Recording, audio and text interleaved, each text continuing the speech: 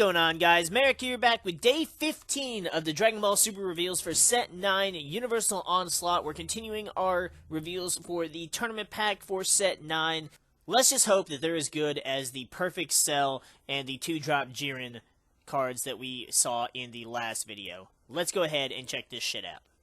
So first up, we have King Cold Imperial Offering, and I gotta say, I just love seeing King Cold getting more cards in the game, because out of the three, like, Cooler had that amazing final form that we got to see in the first video he debuted in, but King Cold was like this leader. He was basically the emperor of an empire. Frieza just kind of took over for him, but you realize how, even though Frieza was this powerful, menacing being in the galaxy, King Cold was still superior to him, and he still respected him and followed his every word. And I feel like King Cold just does not get enough support in this game. He's a 3-cost 15k with Offering, which we already know is a fantastic, powerful ability. His activate main says, once per turn, choose one Frieza Clan card in your battle area, place it in the owner's drop area, choose up to one Frieza Clan card with energy cost of 2 or less from your deck, play it with its skills negated for the duration of the turn, then shuffle your deck.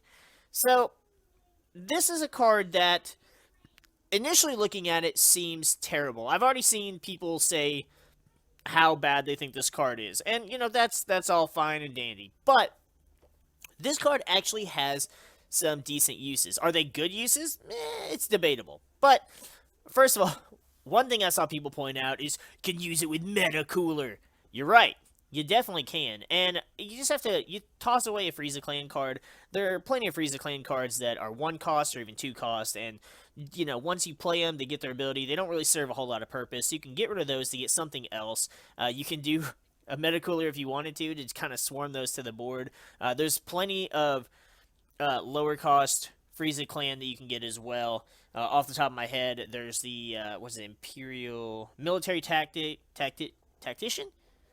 Something like that. He's a blocker, and then when he dies, you can play a 3-drop Frieza Clan from your hand. So there's definitely options.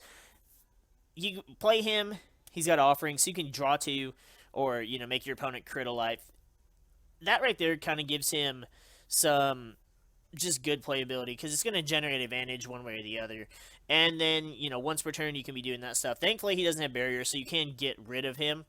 But, you know, if they can just keep cycling those Frieza cards and getting abilities, and while the skill's negated for the turn that it's played, like I said, that one that has Blocker, for example, and his ability is going to trigger on your opponent's turn, so you're not really losing out on that. You're basically setting up for the next couple turns. So, pretty cool card. I love the art on it. Again, King Cold, just such a menacing character. Like, just he just gives off this aura that, in the Dragon Ball universe, he would have been terrifying. He would have been more terrifying than Frieza.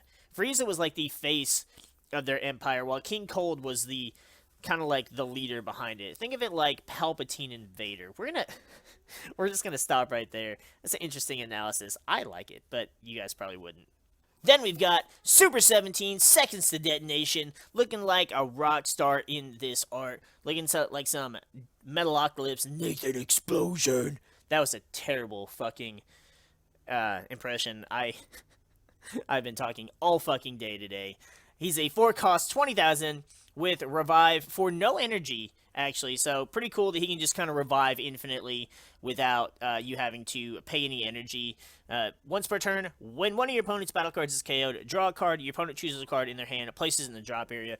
This would be one of those cards that would work really well with, I mean, obviously works well with hand control. It would be something that would work well with cards that I used to use in my green-yellow cell deck.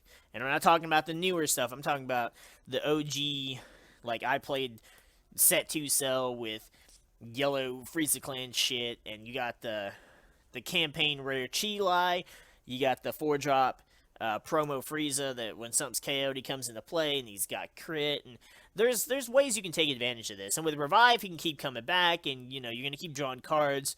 Your opponent's going to, you know, keep discarding card, and it is once per turn. But it's not on just your turn. So you can do this on yours and your opponent's turn. As long as you're KOing cards, you're generating advantage, and you're taking away theirs. So, pretty cool card. It goes along with Super 17 support. It's blue-green, so it can be played with the Android 16 and Android 18 support, and 21. They came out in set 8. Pretty good card. I like it. It's not anything too overbearing, but it serves its purpose, and, you know, you can keep bringing it back over and over again, so that's pretty cool, too. I don't know. I don't like the color combination, because it is blue-green. I would rather it be green-yellow, but there might be some interactions here to kind of have, like, a tricolor Super 17, or tricolor androids with Super 17. However, I believe he should be a target for the Hellfighter 17, so that just requires green, so you don't even really need blue at all. You just have to have blue-green cards for the revive ability, so you can kind of run it tricolor, but you're never going to have to charge a blue energy unless you plan on just hard casting them all together. Really gives you an interesting kind of dynamic to the deck if you can find a way to manage the fact that it's 3 colors without actually having to charge anything blue.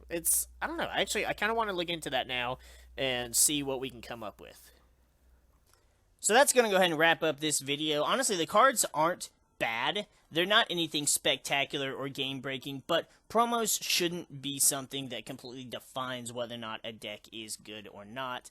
It should be something to allow you to do some kind of intricate plays, or to give you like an alternative type of strategy. Like the cell, for example, lets you bring it back.